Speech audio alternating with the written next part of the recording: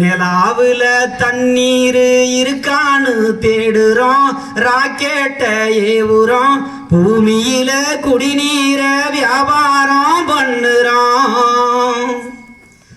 ஆறுக்கும் பக்கத்துல ஊரு வாழுச்சு, வரலாறு சொன்னுச்சு, ஊரு மட்டும் இருக்குதையா, ஆற மட்டும் காணல, போன இடம் தெரியல.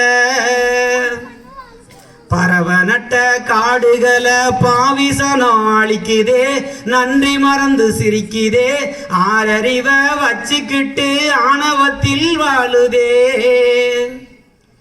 இப்படியே போனாக்க பூச்சி இங்கே வாழுண்டா, புழுவு இங்கே வாழுண்டா, மனுஷப்பய என மட்டும் மண்ணாகி போகுண்டா. இதே ஒரு காலகட்டங்கள் தொடர்ந்து போய்க்கு இருந்துச்சுன்னா, இன்னைக்கு பார்க்குறோம், இன்னைக்கு நம்ம கேரளா போயிட்டு வர்றோம், அந்த மண்ணில் எப்படி இருக்குங்க கிளைமேட்டு. ஒரு மனிதர் வாழக்கூடிய ஒரு நாட்டில் 33% காடு இருக்கணும்னு நம்ம எல்லாருக்கும் தெரியும், படிக்கிறோம்.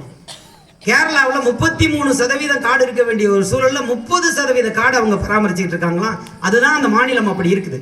நாம கொஞ்சம் கொஞ்சமா ஒரு 4 ஆண்டுகளுக்கு முன்னால 21 இருந்தோமாமா, இன்றைக்கு புள்ளி விவரம் 17% காடு தான் இருக்குதாமா. இப்படியே கொஞ்சம் கொஞ்சமா அழிச்சுக்கிட்டே வந்துட்டு இருக்கிறோம். ஆத்துல மண் இல்ல, அனாதையா நிக்குது. தண்ணி நிலத்தடி கீழே போறதுக்கு வழி இல்ல.